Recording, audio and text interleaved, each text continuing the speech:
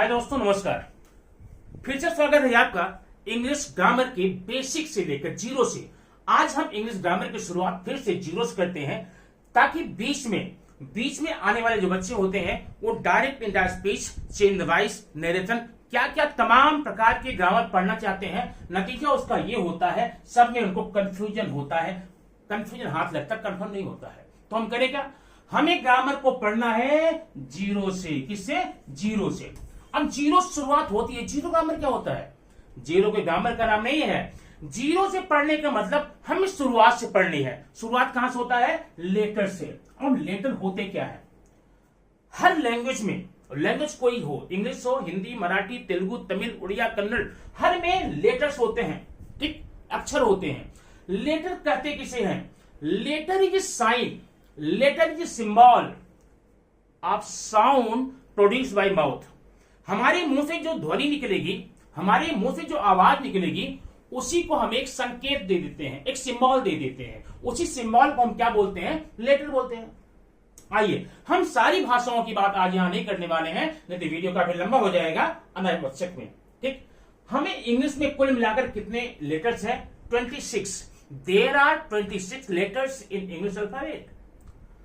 अब साथ साथ एक बात और हम बता दें, यहां पर क्लियर कर दें, इंग्लिश अल्फाबेट में कुल मिलाकर के 26 लेटर हैं। तो फिर भैया इंग्लिश में अल्फाबेट कितने हैं? कभी कभी कंफ्यूजन में बच्चे हमारे बोल जाते हैं there are 26 alphabet. No, English भाषा में ही नहीं, दुनिया की तमाम भाषाओं में अल्फाबेट का संख्या जो होती है वो सिर्फ एक होती है। There is only one alphabet in each and every language in the world. तो इंग्लिश में भी अल्फाबेट कितने हैं? एक है। 26 मत बोलना, 26 लेटर्स है। अब इन्हीं लेटर्स में आप देखेंगे, इन्हें कैटेगराइज करेंगे तो एक वाउल है और एक कॉन्सोनेंट है। ए, ई, आई, ओ, यू। अब इनका प्रोनाउंसिएशन कैसे होता है, उच्चारण कैसे होता है, इनको पढ़ते क्या है, ये पक्का फिक्स नहीं होता है। अब इसी ए को कभी हम अ पढ़ेंगे, कभी ए पढ़ेंगे, कभी ए पढ़ेंगे, वो हम अलग से आपको एक वीडियो में स्पेशल किन अक्षरों को हम क्या बोलते हैं वो देने वाले हैं, आज यहां पर नहीं। अब इन्हीं लेटर से, शब्दों के संयोग से, शब्दों के मिलने से एक ग्रुप ऑफ मीनिंगफुल लेटर्स, शब्दों के सार्थक समूह को हम वर्ड कहते हैं। अगर कई लेटर्स को एक समूह बना दें, एक ग्रुप बना दें, लेकिन वह ग्रुप जो है मीनिंगफुल हो, क्या हो? मीनिंगफुल हो, तो उस मीनिंगफुल समूह को, मीनिंगफुल ग्रुप को हम वर्ड्स का नाम देते हैं। किसका? वर्ड का। ठीक है। अब इन वर्ड्स के बाद में बारी आती सेंटेंस की। यहीं से अब आपका ग्रामर की शुरुआत हो जाती है। सेंटेंस क्या है? Sentence is a meaningful group of the words. शब्दों के सार्थक समूह को, अगर वर्ड्स को हम एक नियत कॉन्फ़िगरेशन में रखेंगे, एक नियत क्रम में रखेंगे, तो जाकर हमारा क्या होता है, उसकी एक मीनिंग निकलती है। वह ग्रुप जो है मीनिंगफुल हो जाता है। तो meaningful group of the words is called sentence. अब ग्रामर की एंट्री यही सेंटेंस से आपके शुरू हो जाती है। आइए देखते हैं क्या है ग्रामर की एंट्री सेंटेंस में। ठीक है, सबसे पहले हम देखेंगे type of sentence. Type of sentence एक बड़ा ही कंफ्यूजिंग, बहुत ही ओवर कंफ्यूजिंग पार्ट होता है बच्चों के लिए, क्योंकि यहीं पर दो चीजें हो जाती हैं। यहां पर तो मैंने आपको टाइप ऑफ सेंटेंस 5 दे दिए हैं। कौन से 5? पहला है असर्टिव सेंटेंस, दूसरा है इंट्रोगेटिव सेंटेंस, तीसरा है एक्सक्लेमेटरी सेंटेंस, चौथा है इंपरेटिव सेंटेंस और पांचवा है ऑप्टेटिव सेंटेंस। ध्यान रखना। अभी कंफ्यूजन क्यों होता है? कंफ्यूजिंग इसलिए होता है, एक मेन और आ जाता है, एक होता सिंपल सेंटेंस सिंपल, और एक होता कंपाउंड सेंटेंस, और एक होता है कॉम्प्लेक्स सेंटेंस। कॉम्प्लेक्स क्या? कॉम्प्लेक्स। ये 3 सेंटेंस ध्यान देना। Simple sentence, compound sentence, complex sentence. अब ये अगर आपको एग्जाम में आता है, name the type of sentence, sentence के टाइप को बताइए, टाइप बताइए। ध्यान रखना, कभी भी आप यहां पर नहीं जाएंगे, इन 5 में से देख के बताएंगे। तो ये क्या होता है, ये कब बताएंगे? ये आप सेंटेंस में, आप एग्जाम में क्वेश्चन में तब बताते हैं, आपके क्वेश्चन में डायरेक्टली लिखा जाएगा। क्या लिखा जाएगा? Identify the sentence whether they are simple, compound और कॉम्प्लेक्स। सेंटेंस को पहचान के बताइए वो सिंपल है कि कंपाउंड है, कॉम्प्लेक्स है, तब जाकर के आप सिंपल, कंपाउंड, कॉम्प्लेक्स की बात करेंगे। अगर सिर्फ आपको क्वेश्चन आता है identify the type of sentence, sentence के प्रकार को बताइए, तो आप सिर्फ इन 5 में रहेंगे। कौन कौन से 5 नाम याद रखना? Assertive, interrogative, exclamative, imperative and objective. ये पहचानना है। अब ये कब पहचानना है? जब आपको पर्टिकुलरली क्वेश्चन में लिखकर दिया जाएगा identify the sentence whether they are simple, compound और कॉम्प्लेक्स। ये सिंपल है, कंपाउंड है, कॉम्प्लेक्स है, तब जाकर के आप सिंपल, कंपाउंड, कॉम्प्लेक्स की बात करेंगे, वो पहचानना हम बाद देखेंगे। आइए पहले हम देखते हैं 5 कौन कौन से प्रकार हैं यहां पर जिसको हमें पहचानना है। नंबर 1, पहला आपका असर्टिव सेंटेंस है। इसकी पहचान बहुत ही सिंपल होती है, ध्यान रखना, बहुत सिंपल होती है। कैसे पहचान होती है? इसकी पहचान होती है, सबसे पहले शुरुआत में आपको एक मिलेगा सब्जेक्ट। क्या मिलेगा? सब्जेक्ट। पक्का 100% सब्जेक्ट है। He, she, you, I, we, Ram, Shyam, Mohan, Sita, Meeta, Geeta, इस प्रकार से एक सब्जेक्ट मिलेगा और पूरे सेंटेंस के लास्ट में आपको बढ़िया सा फुल स्टॉप मिलेगा। ऐसा स्ट्रक्चर, इस प्रकार का स्ट्रक्चर आपको कभी भी मिल जाता है, आप 100% श्योर एंड सर्टेन बोल दो कि ये भाई ये आपका असर्टिव सेंटेंस ही है, इसके अलावा कुछ नहीं हो सकता। ठीक, असर्टिव सेंटेंस। असर्टिव क्या पहचान हो गई? शुरुआत में सब्जेक्ट होगा और लास्ट में फुल स्टॉप होगा। अगर आपको ऐसा मिल जाता है तो आप क्या बोलेंगे कि ये असर्टिव सेंटेंस है। इतनी करना है आपको, पहचान बड़ी सिंपल है, छोटे बच्चे भी इसको आसानी से पहचान सकते हैं। ठीक है, नेक्स्ट आपका ग्रामर है, सेंटेंस है इंट्रोगेटिव सेंटेंस। अब रहेगी बात ये, इंट्रोगेटिव 2 प्रकार के होते हैं, एक यस टाइप और एक डब्ल्यूएस टाइप। उसकी बात आप भूल जाइए, सीधा सेंटेंस के लास्ट में अगर आपको क्वेश्चन मार्क लगा हुआ मिल जाए, सिंपली आप बोल देना इंट्रोगेटिव सेंटेंस। कितना आसान है, इससे आसान कुछ नहीं हो सकता। और आपके एग्जाम में ये ग्रामर आने ही वाला है, आता ही है 1 मार्क का। केवल सेंटेंस के टाइप बताने हैं, सेंटेंस का प्रकार बताना है। आपने देख लिया पहला और दूसरा। तीसरा है एक्सक्लेमेटरी सेंटेंस। अब इसका क्या करेंगे? एक्सक्लेमेटरी सेंटेंस पहचानने के लिए ध्यान देना, सेंटेंस के लास्ट में अगर आपको एक्सक्लेमेटरी साइन मिल जाए तो सिंपली आप बोल देना कि भाई ये तो एक्सक्लेमेटरी सेंटेंस ही है। क्लियर? और फोर्थ है इंपरेटिव सेंटेंस। बहुत ही मैजिकल सेंटेंस होता है ये, पहचानते कैसे हैं?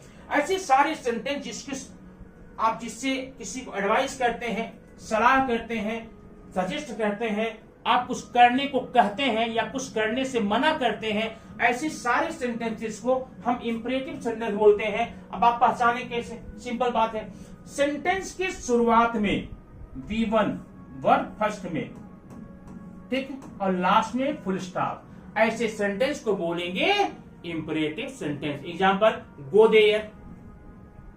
क्या है? Go there. Solve the paper, open the window, close the window, switch on the fan, switch off the light. ऐसे सेंटेंस जिसे आप किसी कुछ करने को कहते हैं, पहचान होती है सेंटेंस की शुरुआत में आपका वर्ब फर्स्ट फॉर्म में ही रहता है। दूसरी बात, और यही इंपरेटिव सेंटेंस एक होता है नेगेटिव इंपरेटिव। कभी कभी वर्ब के फर्स्ट फॉर्म के पहले आपको डोंट लगा हुआ मिलेगा, डोंट गो देयर, तो ये इसे कहते हैं नेगेटिव इंपरेटिव। माने जो सेंटेंस वर्ब के फर्स्ट फॉर्म शुरू होता है वो अफर्मेटिव इंपरेटिव होता है, और जो डोंट से शुरू होता है वो नेगेटिव होता है। क्लियर? आगे देखते हैं last and fifth, objective sentence. कई बुक्स में इसका नाम नहीं दिया जाता है, लेकिन जानते रहिए। ऑब्जेक्टिव सेंटेंस ऐसे होते हैं जिनसे हम किसी को विश करते हैं, ग्रीट करते हैं, आशीर्वाद देते हैं, अब्यूज करते हैं ना, अभिवादन करते हैं। जैसे हैप्पी बर्थडे टू यू, नहीं, हैप्पी होली, हैप्पी दशहरा। ठीक, ऐसे सारे सेंटेंस को हम इंपरेटिव सेंटेंस कहते, सॉरी ऑब्जेक्टिव सेंटेंस कहते हैं। तो दोस्तों ये हो गया 5 प्रकार आपके सेंटेंस का टाइप पहचानने का। अब ध्यान ये रखना, कभी भी आपको एग्जाम में पूछा जाता है name the type of sentence या identify the type of sentence, आप इन्हीं 5 में रहेंगे। ठीक, अगले में जाएंगे। और हाँ, कभी भी टाइप आए तो कुछ लोग बताते हैं, कहते हैं, बच्चे कहते हैं ये अफर्मेटिव सेंटेंस है, नेगेटिव है। ये affirmative negative interrogative, affirmative negative, ये दोनों आपके सेंटेंस के पार्ट नहीं है, टाइप ऑफ सेंटेंस नहीं है। वो सारे के सारे आगे जाके पढ़ेंगे, वो सारे के सारे आपके असर्टिव के अंतर्गत आते हैं। तो दोस्तों आपने ये देख लिया अब तक टाइप ऑफ सेंटेंस। ये 1 मार्क का ग्रामर आपको 100% नंबर देके जाएगा। अब बारी आती है ट्रांसफॉर्मेशन ऑफ सेंटेंस। आपको सारे ग्रामर मोस्टली इसी में रहते हैं। अब असर्टिव को इंट्रोगेटिव बनाना, एक्सक्लेमेटिव बनाना, इंपरेटिव बनाना, इंपरेटिव को यस टाइप बनाना, ऐसे सारे ग्रामर हम लोग एक एक करके इसमें अब पढ़ने वाले हैं। आइए देखते हैं क्या है अगला ग्रामर। ठीक है, नेक्स्ट है ट्रांसफॉर्मेशन ऑफ सेंटेंस। सेंटेंस का ट्रांसफॉर्मेशन, सेंटेंस का परिवर्तन। अब परिवर्तन क्या है? जैसे अगर मान लीजिए आपका असर्टिव है तो उसे आपको एक्सक्लेमेटरी बनाना पड़ेगा या तो इंट्रोगेटिव बनाना पड़ेगा, और इंट्रोगेटिव या एक्सक्लेमेटरी है तो उसे आपको असर्टिव बनाना पड़ेगा। इस प्रकार से आपको सेंटेंस को ट्रांसफॉर्म करना होता है, सेंटेंस को चेंज करना होता है। अब वो कैसे करते हैं उसमें जाने के पहले दोस्तों एक बात और बता दूं, आपको ग्रामर पढ़ने के पहले टेंस पूरा क्लियर होना चाहिए। टेंस पर आधारित है, लेकिन पहली बार आप YouTube पर पहली बार देख रहे हैं, बिना टेंस की सहायता के हम सारे ग्रामर पढ़ेंगे। उसे फायदा क्या होता है? कई फायदे होते हैं। पहली बात, टेंस आप उतना पढ़ने से बचते हैं जो कि बात पढ़ाएंगे। दूसरी बात, टेंस के माध्यम से सॉल्व किया जाने वाला ग्रामर, ये जो नियम बताने जा रहा हूं, इसकी अपेक्षा 4 गुना ज्यादा लेंदी होता है, ज्यादा टाइम लेता है, ज्यादा एनर्जी लेता है। ठीक, आइए देखते हैं। हमारे इंग्लिश में कुल मिलाकर 24 हेल्पिंग वर्ब है। याद रखना, is, am, are, was, were, does, do, did, has, have, had, can, could, may, might, will, shall, could, should, must, ought to, needn't, daren't, used to. ये 24 हेल्पिंग वर्ब है, न इनसे ज्यादा होता है न इससे कम होता है। आज हम सारा का सारा ग्रामर इन्हीं हेल्पिंग वर्ब की मदद से पढ़ने वाले हैं। वो चाहे आपका यस नो टाइप क्वेश्चन हो, चाहे चेंज द वॉइस हो। यकीन मानना, इस प्रकार से ग्रामर पढ़ने पर आपको टाइम बचेगा, और वो टाइम आप और कहीं यूटिलाइज कर सकते हैं और कहीं लगा सकते हैं। ठीक है, क्यों? क्योंकि हम हेल्पिंग वर्ब से पढ़ने वाले हैं। ये आपके टाइम को 4 गुना कम कर देगा, एनर्जी को 10 गुना कम कर देगा, और याद करने की स्पीड 10 गुना बढ़ा देगा। कैसे? आइए देखते हैं। तो ध्यान ये रखना, आपका हेल्पिंग वर्ब है, हेल्पिंग वर्ब की सहायता से ही हम ट्रांसफॉर्मेशन पढ़ने जा रहे हैं। तो ट्रांसफॉर्मेशन देखिए क्या है यहां पर। पहला हम पढ़ेंगे एस्नो टाइप क्वेश्चन। जो आपका सेंटेंस आपने असर्टिव पढ़ा था ना, उसी असर्टिव को हम एस्नो टाइप क्वेश्चन में बनाना सीखेंगे। अब एस्नो टाइप क्वेश्चन होता क्या है? देखिए दोस्तों, हमारे पास जितने क्वेश्चन पूछे जाते हैं, क्वेश्चन किए जाते हैं, वो 2 प्रकार के होते हैं। एक होता है क्वेश्चन ऐसा जिसका आंसर आप यस या नो में दे सकते हैं। जैसे आर यू हैप्पी, आप बोलेंगे yes. Are you going there, बोलेंगे यस या नो। आर यू गर्ल, बोलोगे यस या no. Is he coming, yes या नो। माने क्या वो आ रहा है, आप खुश हैं क्या? इसका आंसर आप यस या नो में दे देते हैं। So all the questions which can be answered in yes or no simply, they are called yes no type question. Yes no type question. Clear? और एक क्वेश्चन और भी आपको मिलेगा WH टाइप क्वेश्चन, उसकी चर्चा हम नेक्स्ट वीडियो में अलग टॉपिक में करेंगे। तो आज हम पढ़ने क्या जा रहे हैं? Snow type question. असर्टिव से एस्नो टाइप क्वेश्चन कैसे बनाएं? बहुत ही सिंपल है। इसको हम कुल मिलाकर आपको 5 स्टेप में बताने का प्रयास करेंगे। 5 स्टेप देखने के बाद में आपका ये कंफर्म हो जाएगा। क्लियर? उसमें जाने के पहले ये जो यस नो टाइप क्वेश्चन है, इसको कभी कभी आपको वर्बल क्वेश्चन करके भी पूछा जाएगा, आप यही मान लेना। इसे सिर्फ क्वेश्चन बनाने को बोलेगा तब भी मान लेना, इंट्रोगेटिव बनाने को बोलेगा तब भी यही बोल देना ना। और एक है रिटोरिकल क्वेश्चन। रिटोरिकल क्वेश्चन, ये आपके 4 नाम हैं, काम एक ही है, और ज्यादा करके आता है रिडायरेक्ट सेंटेंस है, रिडायरेक्ट सेंटेंस है रिटोरिकल क्वेश्चन। क्वेश्चन आप बनाइए, कैसे? रिटोरिकल बनाइए। क्या करेंगे? यही जो आप पढ़ने जा रहे हैं। सिर्फ क्वेश्चन बोला तो जो आप पढ़ रहे हैं वही है। अब ये पढ़ने के 5 स्टेप कौन कौन चुनिए। मैंने पहले आपको चर्चा की कि हम जितने भी ग्रामर पढ़ेंगे वो हेल्पिंग वर्ब से ही पढ़ेंगे, ठीक है। अब हेल्पिंग वर्ब आपने देख लिया, 26 हेल्पिंग वर्ब है। अब इसमें स्टेप नंबर देखेंगे एक। स्टेप एक क्या है, ऐसे सारे सेंटेंस जिसमें हेल्पिंग वर्ब हो, जो सेंटेंस आपके सामने मिलेंगे उसकी कंडीशन स्ट्रक्चर के आधार पे हम लोग यस नो टाइप बनाने जा रहे हैं। पहला क्या है कंडीशन, ऐसे सारे सेंटेंस जिसमें हेल्पिंग वर्ब हो। देखिए, सीमा डज नॉट प्ले, ये नॉट है, सीमा डज नॉट प्ले कबड्डी, ये देखिए helping verb. Radha has called her friend, ये देखिए हेल्पिंग वर्ब है। Sumit can call him today. अब 3 सेंटेंस आपने देखा यहां पर, और तीनों सेंटेंस में आपको हेल्पिंग वर्ब दिखाई दे रहा है। तो अब करें क्या इसमें, सिंपल सी बात है, बहुत आसान बात है। याद रखना, जब भी सेंटेंस आपको मिल जाता है और अगर उसमें हेल्पिंग वर्ब दिखाई दे तो आप हेल्पिंग वर्ब को सबसे पहले बाहर लीजिए। क्या मिलेगा यहां पर, डज, ये देखिए डज। अब डज दिखने के बाद एक काम और करना है, अगर सेंटेंस आपका अफर्मेटिव है उसका इंट्रोगेटिव नेगेटिव में बनेगा, और अगर आपका सेंटेंस नेगेटिव है तो अफर्मेटिव बनेगा। सिंपल सी बात यह है, अगर इस सेंटेंस में नॉट दिखाई दे रहा है तो आप आंसर में नॉट का यूज नहीं करेंगे, और अगर नॉट नहीं है तो नॉट आप ऐड करेंगे। कहां करेंगे, हेल्पिंग वर्ब। देखिए, आपने ले लिया डज, ले लिया।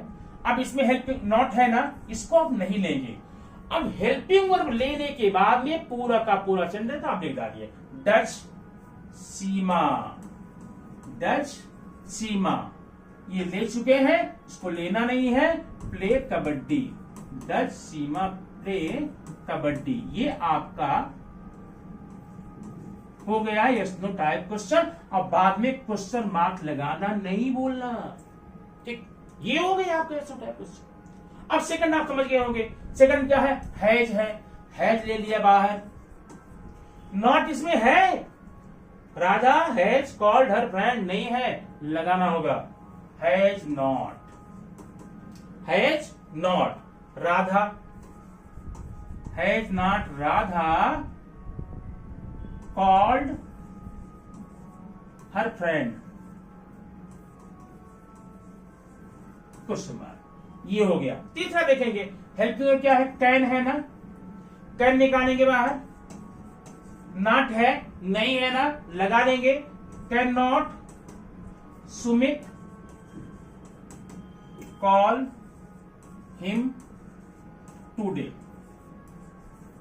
ये आपका हो गया। मतलब ये हो गया कि हमें कभी भी यस नो टाइप क्वेश्चन बनाना होगा तो यस नो टाइप की शुरुआत हेल्पिंग वर्ब से ही होने वाली है। बिना हेल्पिंग वर्ब का आप कभी भी यस नो टाइप क्वेश्चन नहीं बना सकते। अब प्रश्न ये उठा, हेल्पिंग वर्ब मिला कहां से, आपको सेंटेंस मिला, ठीक, लेकिन आएंगे हम सेकंड स्टेप पे देखेंगे कि अगर मान लो हमारे सेंटेंस में हेल्पिंग वर्ब नहीं है। अब ये देखेंगे यहां पे, Raman likes mango, girls go to school, Karan wrote a letter, Kavita watches movie.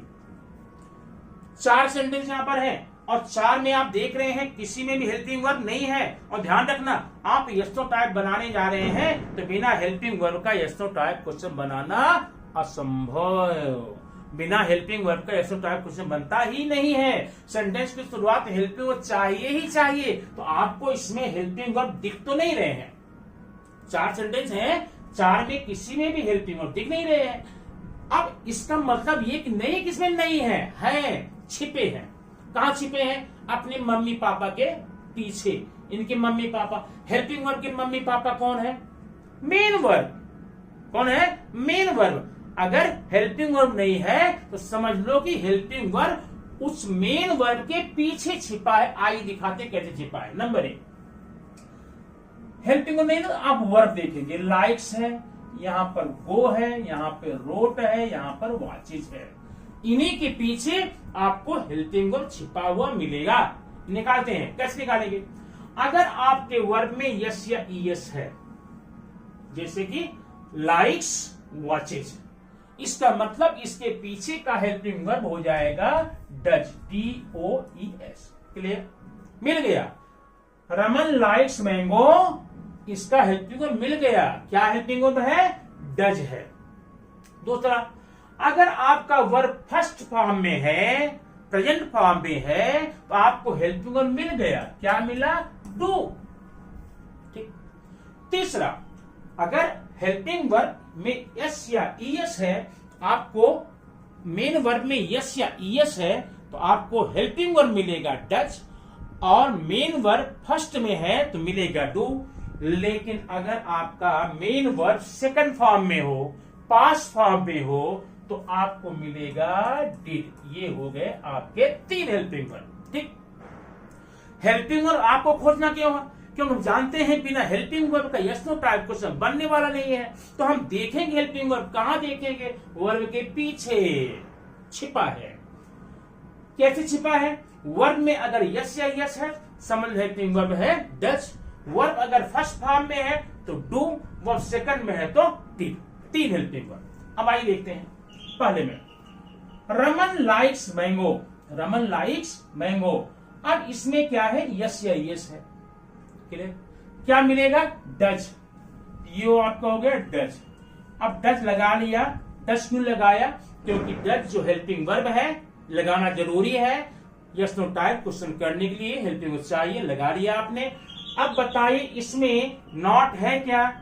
Sentence में नॉट है? नहीं है, तो नॉट तो लगाना पड़ेगा, नियम था ना, जैसे आपने पर लगाया। तो जब इसमें हेल्पिंग वर्ब नहीं है तो क्या करना होगा? लगाना होगा। लगा ले, डज नॉट। हो गया। अब पूरा सेंटेंस लिखना है। Does not Raman, does not Raman. आप यहां गए, ये लाइक्स है ना। अब ध्यान रखना, कभी भी जब भी आप डू डिड लगाएंगे, वर्ब को फर्स्ट में ही करना। वो यस या ईएस है तो भी फर्स्ट, सेकंड है तो भी फर्स्ट, फर्स्ट है तो फर्स्ट रहेगा। तो डज नॉट रमन, ये हो जाएगा like mango. Does not Raman like mango question mark. Clear? ये था दूसरा सेंटेंस। अब तीसरा देखेंगे। Girls go to school. Helping verb नहीं है, वर्ब गो है, गो फर्स्ट में है, फर्स्ट ले लगेगा डू। यहां लगाएंगे do not girls, do not girls go to school. ये आपका हो गया second. Clear? Third, Karan wrote letter. Helping verb नहीं है, लेकिन यहां देखेंगे रोट आपका सेकंड फॉर्म में है, और सेकंड में क्या मिलता है? डिड मिलता है। डिड लगा लिया। नॉट लगाना पड़ेगा, हाँ लगाना पड़ेगा, लगा लिया। Did not. सेंटेंस पूरा लिखेंगे। डिड नॉट करण रोट का first form write, did not Karan write a letter question mark. Clear? तो ये हो गए आपके 3 सेंटेंस। जब चौथा देखेंगे, कविता वॉचेज मूवी। अब कविता वॉचेज, वॉचेज में क्या है? यस या यस है, क्या मिलेगा? डज मिलेगा। Does not Kavita watch movie question mark. इस प्रकार से आपने देख लिया यस नो टाइप क्वेश्चन बनाने की 2 स्टेप। पहला स्टेप हेल्पिंग वर्ब रहेगा तो क्या करेंगे, दूसरा स्टेप है हेल्पिंग वर्ब नहीं रहेगा तो क्या करेंगे। अब आइए देखते हैं तीसरा स्टेप आपके सामने क्या है।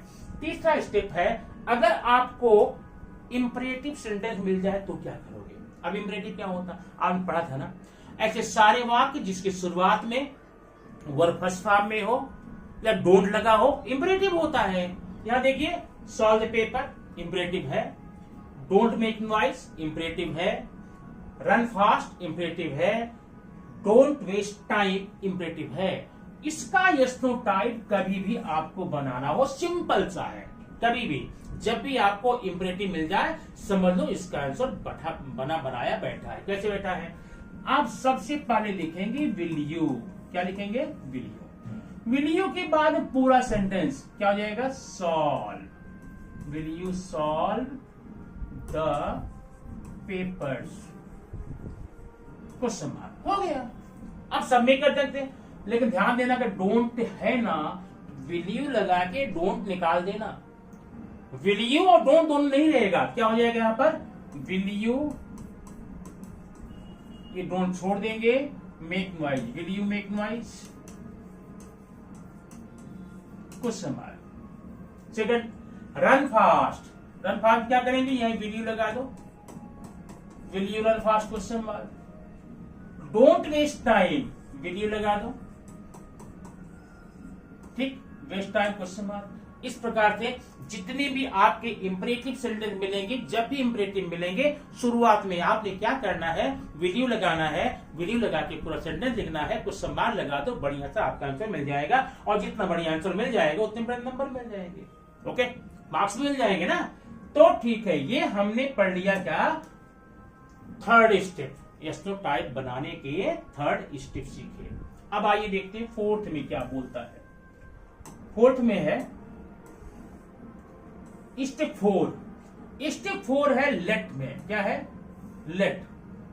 स्टेप 4 में लेट रहेगा सेंटेंस में, तो क्या करें, देखिए, लेट हर सिंग, लेट मी गो, लेट मी कॉल। अब इसमें जाने के पहले एक बात देख लो, लेट क्या है, एक वर्ब है और तीनों फॉर्म सेम होते हैं, let let let let let late.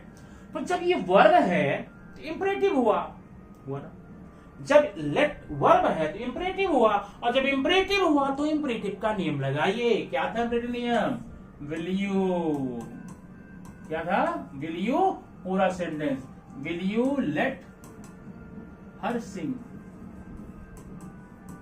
Question mark, clear. Third, let me go, will you let me go. Fourth, let me call him, will you let me call. बस सिर्फ आपको will you लगाकर पूरा sentence आपको यहाँ पे लिख लेना है, आपका हो जाएगा लेट का। ये था आपका स्टेप 4। अब देखते हैं step 5।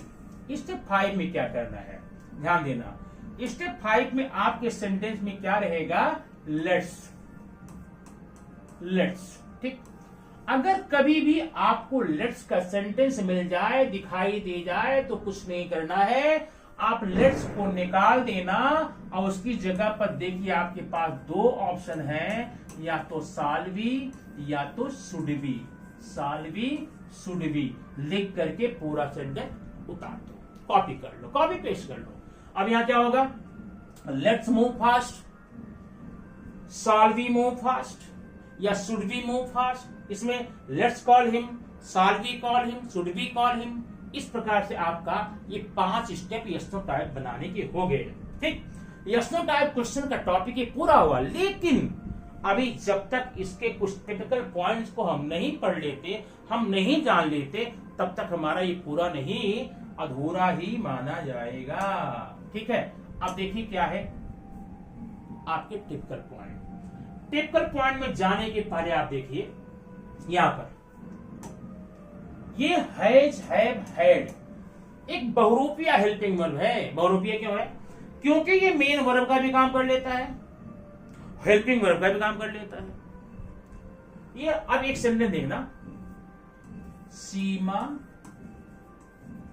Has seen a new car. अब ध्यान देना, सीमा है सीन ए न्यू कार, ये अभी हैज यहां हेल्पिंग वर्ब है, तो आंसर क्या होगा, जैसा आपने फर्स्ट रूल में देखा था, has not Seema seen new car. लेकिन दोस्तों ध्यान रखना, ये हेल्पिंग वर्ब है। हेल्पिंग वर्ब क्यों है, क्योंकि यहां पर मेन वर्ब है, तो has, have, had, has, have, had ये तीनों हेल्पिंग वर्ब अगर सेंटेंस में मेन वर्ब के साथ में आए तो आप इनको हेल्पिंग वर्ब मान लेना, और जब हेल्पिंग वर्ब मान लेंगे, रूल नंबर 1 जो सबसे पहले आपने पढ़ा था, उसके आधार पे इसको आप यस नो टाइप बना लेंगे। लेकिन क्या, कभी कभी इनमें हेल्पिंग वर्ब नहीं आता, मेन वर्ब नहीं आता। ये देखिए सीमा है, मैं फिर लिख देता हूं यहां पर, ठीक ना, सीमा